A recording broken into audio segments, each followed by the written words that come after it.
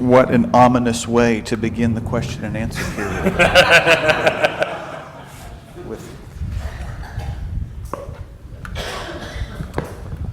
Okay.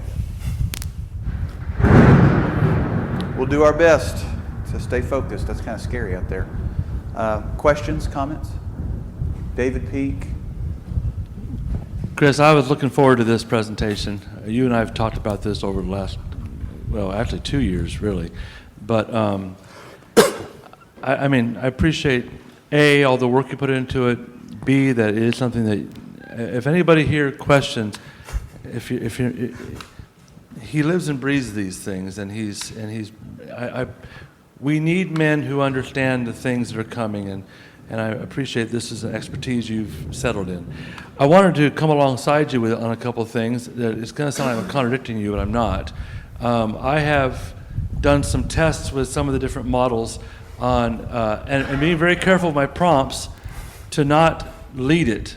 Yes. Try to, and so there's one I talked to you about. It's a very boutique AI called Pi.ai. What I like about it is that to this point, it's not preloaded as much with the ethics that the other ones are. So, for instance, I go to Gemini or ChatGPT and I say, biologically, does homosexuality make sense? And it immediately comes with its preloaded ethics, telling me I'm a bad person for asking the question. Yeah. Right? I go to Pi.ai, and I was able to have a conversation. I had to take about 20 minutes to get it to do it, and finally it said, well, I mean, you're not going to perpetuate the species if so I mean, you get there. But you're saying it agrees with you, and I understand that, but I do want to make a caveat of where a danger is, and that is when you talk to even Pi, although I was able to get it to come along, you ask it biblical questions, it's preloaded with Calvinism every time. And you can't get ChatGPT, or I wasn't able to get ChatGPT or Gemini, I haven't tried Claude, but to come off that. They're going to argue with you and say that you're wrong.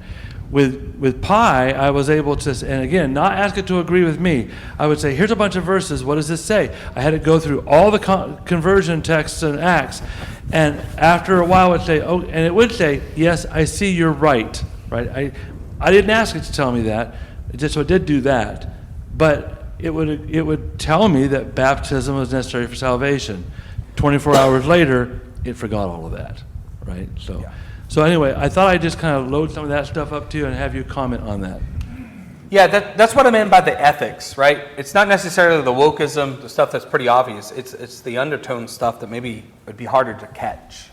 That it is trained. One of the things that I do, now I understand not everybody can do this, is Meta, that is Facebook, released a model, and Facebook, you could do whatever you want with if you spend enough time with it. So I rent server space, and I pay per minute, and it's about $40 every 10 minutes that I want to run my AI, but it has no ethics in it. You could ask it anything, and it will. There's no bias in it, and so I know that's not available to everybody, but I do believe that that's going to come out soon.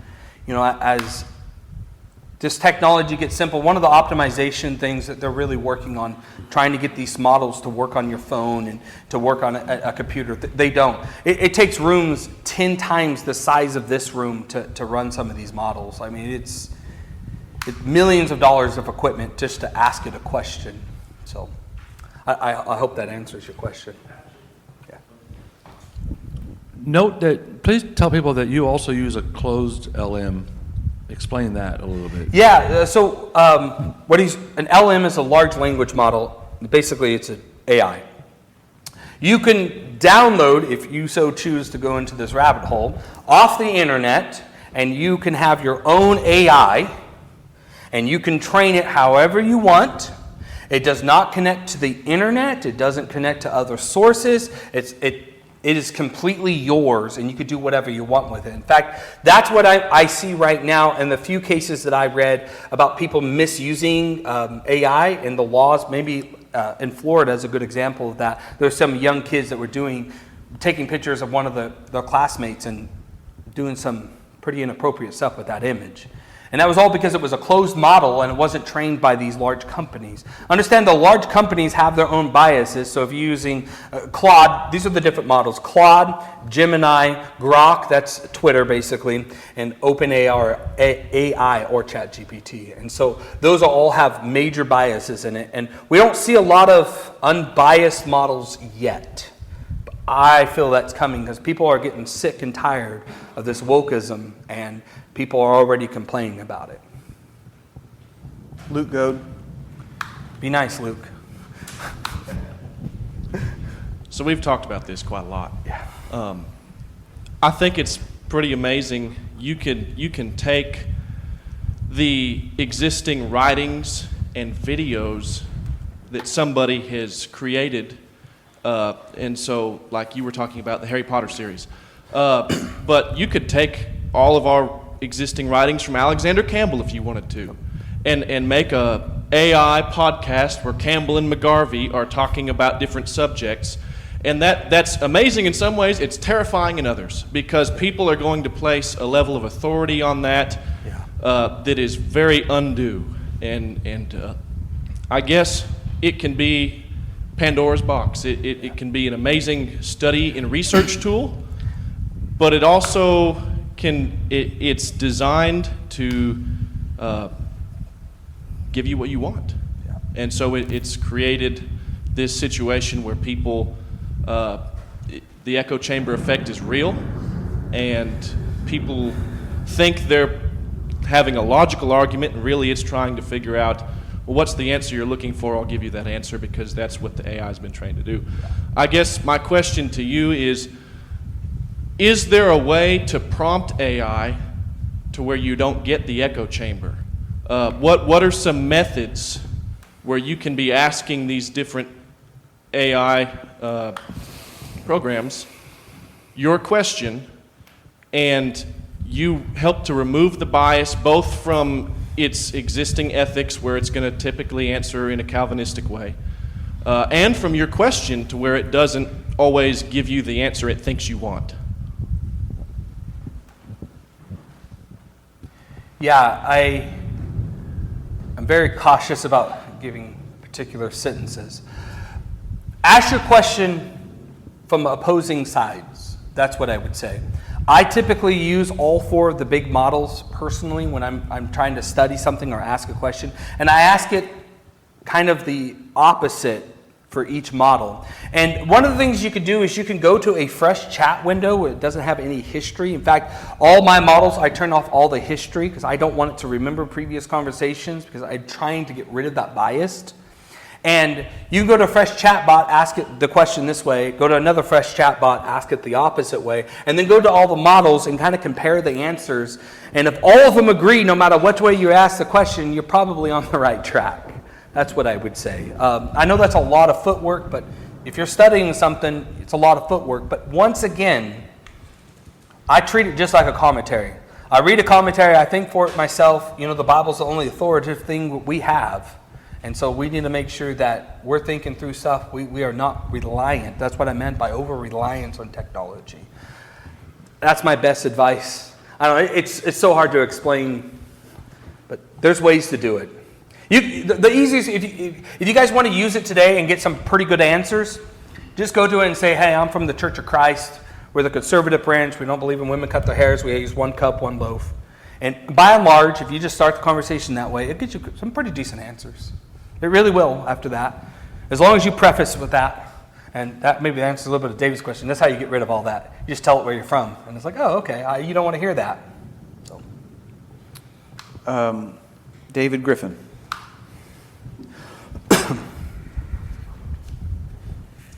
Well, I appreciate your talk.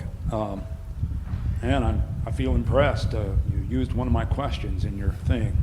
The Alexander question, Alexander Campbell, I think it was like give a 2-page essay on the Trinity in the voice of Alexander Campbell. And by that I was meaning the way he would say it. Yeah. And you texted it to me, and it's uncanny the way it reads. The vocabulary and all the fancy sentence structure that you expect from Alexander Campbell. But there's only one problem. The content is not what Campbell would say. And I know that's not what the question was. It gives all this glowing account of the doctrine of the Trinity. And it sounds like Alexander Campbell, but it wasn't. Yeah. Because if the question had been, summarize what Alexander Campbell said in the Christian Baptist on the Trinity, you would get a very different answer. Yes, and especially if you had it in the voice of him. Yeah. And in the voice of, yes. And that's really kind of why I posed that question to you that day, is because I wanted to see what it would say. Yeah. And so that distinction, I think, is important to be aware of, that that's the way the thing operates. But that's just a comment, if I can say one other thing, and then I'll be finished. You gave the account of the brother who was trying to get a lesson together, and he gave his lesson, and I forget the exact sequence of events, but his response was something like, everybody just loved it. This is not an AI thing, really. This is another matter. But I've recently, back home, come into contact with this. That's why I chose to be here this side of Sunday instead of Friday and Saturday. Because recently this came up. This is all new to me. I know for some of these younger guys it's not, but I heard a lesson on a recording, and in about 5 minutes in, I realized I was not hearing the brother that I thought I was hearing. I heard his voice. It's kind of like Isaac and Jacob, when it's the voice of Esau, or the voice of Jacob, but it's the arms of Esau, and that's the way it felt when I was listening. It was his voice, but not his words. And I gave a little pushback on that, and one of his responses was, well, everybody really liked it. And that's not really the criteria. I've sat in worship services and listened to sermons by brethren that people loved, but were not true. Yeah. And I don't know what my point is, other than just to say seems like now you give that story, it's kind of a common theme, that, well, if everybody likes it, then it's good, and it's okay. And I'm not sure that's true. I guess I'll stop. I'm not the speaker today. The scary part of that, David, is if he had been a little bit more clever, I hate to say it like that, he could have took recordings, all the recordings that he had of himself. He could have transcribed it, put it in a chat GPT, and said, that's my voice. Now write the lesson in my voice. And you wouldn't have known the difference. To me, that's scary. Mainly because we just, as I said, the fact that you spotted it, and I'm very thankful that happened to you, but this congregation was unable to spot it. That's scary to me. Now, there's a whole other issue about he should have prepared, whatever. He should have been trained better. That aside, what scares me is the fact that I would imagine, were you the only one that caught it? Yeah. He was the only one who caught it of his congregation. Nobody else did. To me, that's scary. That's the scary part to me, is that before this moment, you knew when a young man did not study and he got up here and he gave a lesson. Now it's going to be harder and harder and harder and more difficult to spot.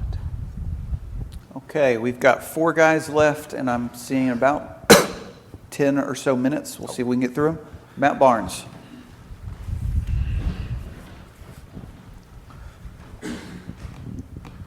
Appreciate it. I think I learned a lot, and from this and from conversations we've had, which, by the way, I think you're not far off figuring out how to spend 9 hours on a phone. I get the gist that what we need to figure out is that this is a new tool. Yeah. Use it like a tool, not as a creative thing to replace our minds. Something we're going to have to teach young people and friends about. So I knew very little about it. Most of what I know is talking to you, listening to this, maybe hearing stuff from Dad. Do you know of any good resources to get us started learning, maybe that simplify some of this if math isn't our first language? AI.com. Okay. Or .ai or whatever it is. I don't know, something like that. Just go talk to it. Just go there? Yeah, just go talk to ChatGPT. You just pick it up and you can literally have... most of what I've learned was from it. Now it's even able to do research for you. Gemini is actually really better. The Google has... you can go to it and ask it a question and it will search. And one of the occasions, it searched like 400 websites for me and was able to summarize that. And then the more important part to me was I was able to have a conversation with all those websites. Sometimes people just have too much information or they're too technical. I was trying to balance that here today, but some of those papers are dense. If you go to OpenAI itself, they put out a lot of research papers. A great deal of what I have learned is from their research papers and Google's research papers. Those are big resources, but they're dense. So I suggest copying and pasting them into AI and asking it questions. Would that also be a good place to learn how to ask it effectively, like what you've been mentioning? I think the best way to learn what they call engineer prompting or just prompting. It's just play with it and understand that it's there. Just that would be my thing. Just understand that it happens. Okay, Greg Gay. I'm putting somebody who's already asked a question at the end of the line so that people who haven't asked one yet get a chance. Thank you very much. We've talked some about this in the past, and I still have more confusion than understanding. So I had a college professor a few years ago that for some reason I copied a section of what he had said, and I Googled it, and every lecture he gave came from Wikipedia. Now, Wikipedia is not a resource. It's not a scholarly resource. In fact, one of my other college classes, we were assigned to find a way to add something to a Wikipedia article, and I did. It's on Japanese Tengu masks. And so for years, my contribution to Wikipedia stood, and it certainly wasn't scholarly. So we have people who teach without ever cracking a book who teach false doctrine. Yeah. And so at home, a young fellow was teaching, and I'm sitting there bewildered until I remembered he had a coworker from a denomination who he, quote, studied with all the time, who, quote, helped him with his sermons all the time. And the young fellow at home did not understand that he was teaching denominational doctrine. He didn't understand that because he had gotten help that he didn't understand. Now, many of us use sermon outline books. I have a million of them, and most people do, and preachers before, through the years, through the centuries, have used sermon outline books from others. But when we blindly select a sermon outline book without knowing who has written it, what religion they are, what beliefs they have, then we are likely to copy the error that they taught, and we're likely to duplicate that. And so if someone reads a word-for-word sermon from some of these people through the ages that have published those sermons, they're going to read the false doctrine, and they may not have enough knowledge to know. None of us may, or many of us may.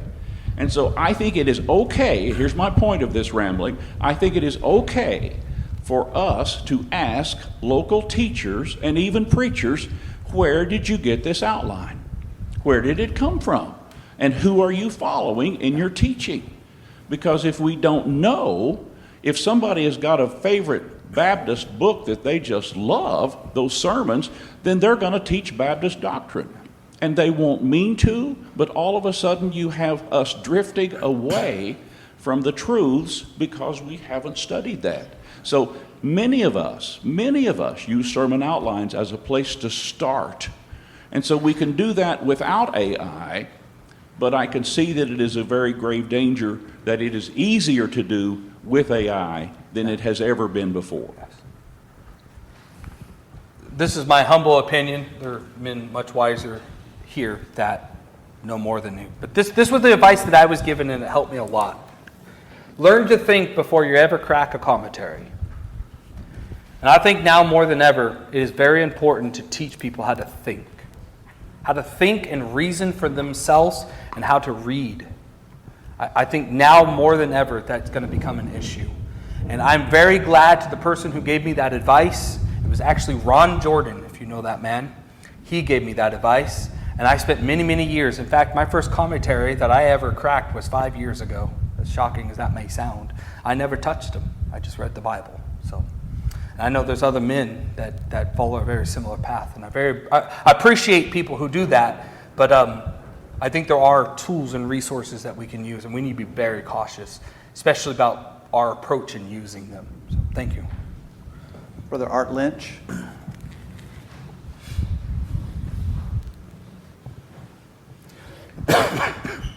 Brother Chris, I appreciate the information that you've gotten out on this. You know, one of the things that seems to really be identified by new technology like this is the weakness in the approaches that we sometimes have as teachers or as teaching teachers to prepare for lessons. And, you know, one of the things that it seems that needs to be intensified is what does preparing for a lesson really mean? And what steps are we going through? And especially with younger teachers who may be teaching for the first or second time that really see the easy grab of, say, using new technology because they're using it every day for school or whatever, other applications. Do you have any comments or suggestions about that? Because the bottom line is it's not about whether we catch it or not. It's about whether God catches it. Yeah. I mean, and I think we missed the main point when we think about, well, did everybody in the audience say good lesson? That's not the standard. The standard is, what am I going to say on Judgment Day? And Same advice I gave a little bit ago. Find the oldest person you can with the most gray hair as possible. Maybe it includes a bald head. And learn from them. I'm very glad that I was able to find some older men that taught me how to put lessons together. And I was very grateful for that. That's my advice to anybody. Even if you're old, find someone older than you. A lot of gray hair. And I think we always can learn. I think we all should be learning.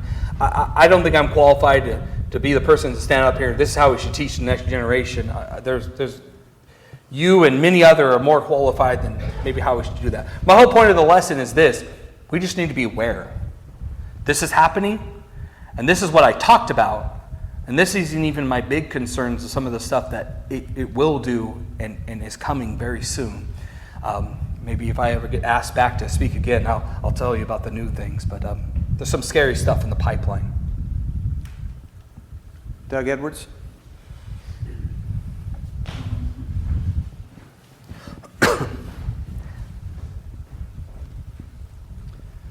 That was very interesting, brother. I have to admit. Now, I want to say that I am old school with an emphasis on old. And so a lot of the things that you said today are over my head, and I don't understand many of these things, and that's okay and all.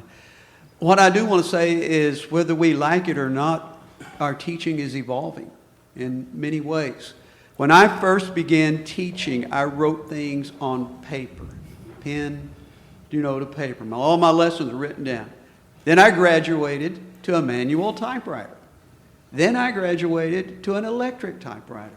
Then I graduated when I went to Africa in 1987 to I believe it was a Tandy computer that Benny Cryer had bought and left there. And you see the point. You're evolving in the way you write your lessons, the way you prepare your lessons. That's not going to stop. It's going to continue to evolve. Now, what I think we've got to do is we've got to somehow balance this wonderful technology we have with the words of James in James chapter 3, verse 1, "My brethren, be not many teachers, for you know that greater condemnation." We have got to stress to not only our younger people, but anyone that's teaching that there is great responsibility that goes with teaching. And don't try to find the easy way out. We have to help our young folks, and all of us for that matter, understand that if you're going to stand in that pulpit and teach, you had better be prepared. And you had better understand that this is your sacrifice to God, and you don't give God leftovers. You don't give God the lamb that has a spot or a blemish on it. You give him the very best that you can. So we've got to really work with our teachers to help them to use this properly with the right attitude as well. Richard DeGoff gave me some really good advice along those lines many years ago. He says, when you get in the pulpit, that when you're talking, it should be a tenth of what you studied. You should know more, a lot more, than what you're presenting. And I do believe that's so true. Brian Minter? First, I just want to say thank you for sounding the alarm. And if anything I would guess from your summary is be cautious. And for those of us that are still raising children, I have young children myself, we need to tell our children as we raise them, be careful. It's a new tool, but it can be dangerous. That was my comment. My question is, you mentioned briefly, and I know this has been covered in another session, but that you're developing a translation model. And currently, we know that translation is iffy. It's guesswork. That's predictive language modeling. Can this, if it ever gets to the point where translation is 100% accurate, ever be used for translation in services, especially in view of 1 Corinthians 14?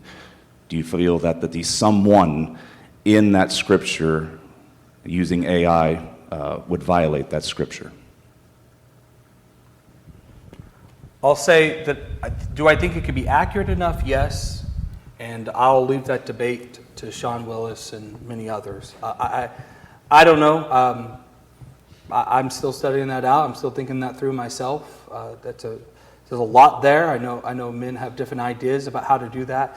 I'm more focused, and I'm very worried about, I'm talking to someone that speaks Spanish, and I don't know how to talk to them. I just can't communicate to them. And that was one thing I took from Sean's lesson, is that there's a community out there that maybe we're not touching and maybe we should be touching. And I hope to make an effective tool that's at least better, because right now what Microsoft and Google Translate does is it waits for a pause in the voice or something in that effect, or a timer or something like that. And whatever's there, it translates.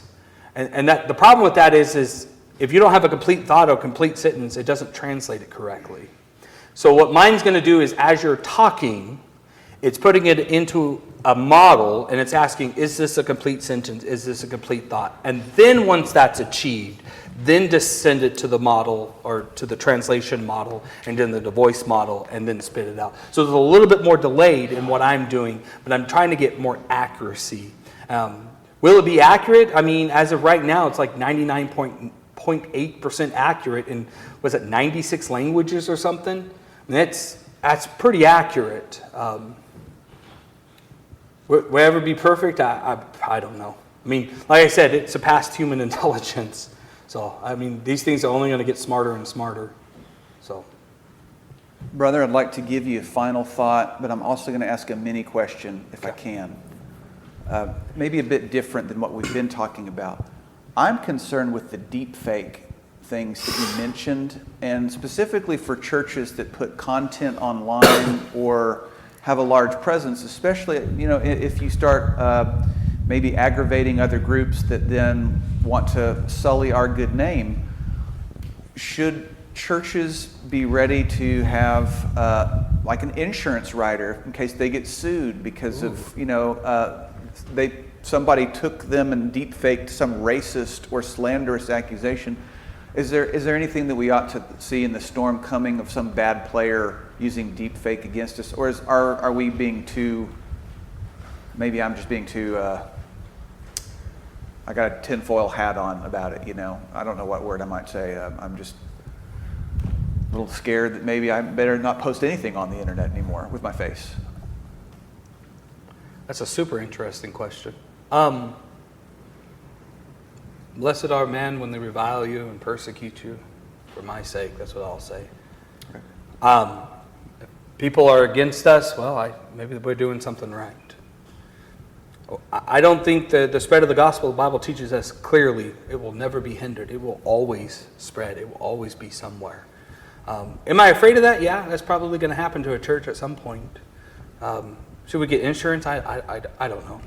I haven't really thought. I mean, that's a super interesting question. Will it happen? Yeah, probably.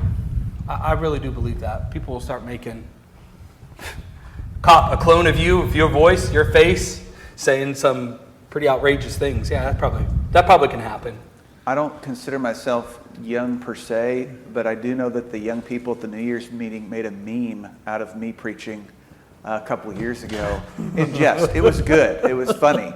But that's what I'm saying. It's like suddenly your likeness can be used without your permission. Yes. That's especially when you start talking about pedophiles and stuff like that. Oh man, that's going to be it's really going to be a big problem. And pornography, when you make any image you want, I'm more afraid of that than probably the scenario you're given. But sure. It's a real scenario. I don't know. Maybe church leaders need to get together and start talking about that, thinking about it. I'll think about it some more now that you asked that. I never even thought that. I know we have insurance riders for specific things. I think it's worth leaders talking about. Do you have a final thought before we wrap up? Yeah, so this is my final thought about technology as a whole. I know I talked about AI, but I've talked to a lot of men, old and young. And this is my 38 years of experience. Just take it for what it is. You may be able to isolate yourself from technology. And I know men who are completely isolated from technology. But the moment that you start pressing that upon your children and your family members, you are doing a disservice.